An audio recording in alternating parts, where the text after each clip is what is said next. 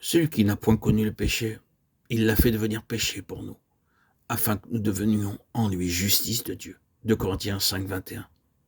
Qu'est-ce que cela veut bien dire? Jésus a pris sur lui nos péchés, afin que nous soyons amenés à la place où il n'y a pas de choses en conflit, deux éléments contradictoires. Et cela, frères et sœurs en Christ, commence le jour même, ou pour employer un langage familier et simple, lorsque nous venons à la croix, lorsque nous venons au Seigneur Jésus et acceptons pour nous-mêmes l'œuvre de sa croix. Alors, par cette connaissance, cette compréhension de la croix, nous est donnée, nous est introduite en nous cette vie transparente, pure, sainte et juste de notre Seigneur Jésus-Christ. C'est quelque chose qui fait irruption dans nos vies, quelque chose sans mélange, quelque chose de pur, qui est Christ, qui s'investit en nous, qui rayonne à travers nous, qui parle par nous. Nous sommes tous, frères et sœurs, en nous-mêmes un mélange. Mais cette vie que Christ nous accorde, nous offre par sa venue en nous, son établissement en nous, sa consécration en nous, par le fait que nous avons accepté la croix. Cette vie sainte qui nous est offerte ne connaît aucun mélange. Et quand nous vivons par cette vie sainte, cette vie sans mélange, ceci n'est pas seulement une déclaration de fait, mais un examen très approfondi de l'expérience de tout enfant de Dieu. Si, mes chers amis, si vous et moi, nous vivons par la vie du Fils de Dieu, nous deviendrons des personnes toujours plus transparentes, absolument honnêtes, absolument droites, absolument carrées.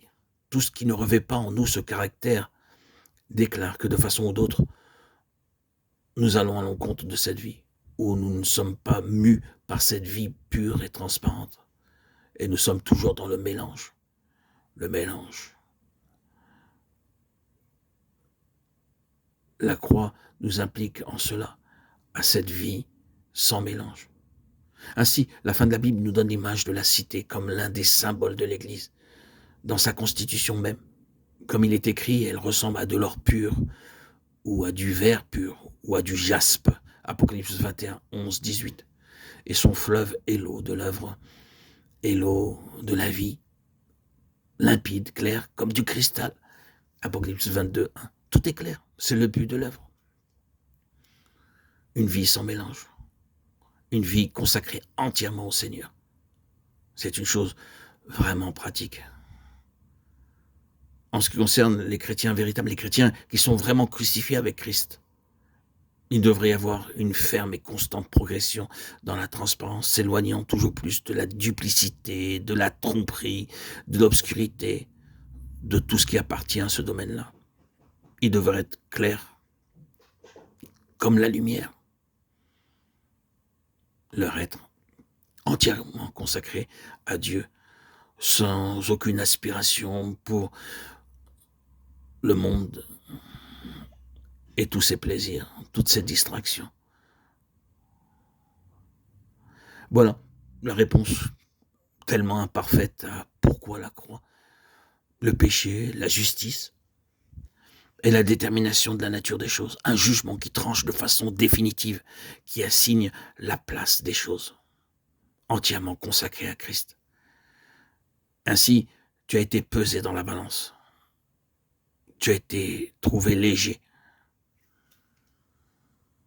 Et ton royaume alors sera divisé. Le jugement est entier. Le Seigneur Jésus accomplit tout cela dans la croix pour nous, frères et sœurs en Christ. Soyons entiers avec Christ. Ne laissons pas la division prendre place. Cela peut être le côté plutôt sombre, mais c'est une délivrance merveilleuse que le Seigneur Jésus a opérée pour nous dans sa croix. Pensez un instant à ce en quoi nous étions impliqués. Nous étions impliqués dans le péché de Satan, nous étions impliqués dans sa rébellion, notre nature même y était impliquée. Mais le Seigneur nous a sauvés par sa croix. Il nous a délivrés de la puissance des ténèbres et nous a transportés dans le royaume de son Fils bien-aimé, comme il est écrit dans Colossiens 13. Il nous a libérés. Il nous a donné une autre nature. Il nous a placés sur le chemin de la cité de Dieu. Bien-aimés, chers amis, auditeurs, auditrices, comme nous le savons, cela n'est pas un lieu géographique, mais une condition spirituelle, pas quelque chose d'objectif, mais un état intérieur et subjectif. Quel jour ce sera quand nous serons dans cet état absolument libre de la dernière empreinte de l'influence de Satan, de l'influence du serpent sur notre nature humaine? Ah, que ce sera un grand jour, frères et sœurs, un grand jour. Et il nous a mis sur ce chemin le jour où nous sommes venus à la croix. Et celui qui a commencé en vous cette bonne œuvre la rendra parfaite par le jour de Jésus-Christ. Philippiens 1,6. Amen. Qu'il en soit ainsi. Béni soit le Dieu très saint, qui puisse nous accorder, frères et sœurs en Christ, auditeurs, auditrices, cette grâce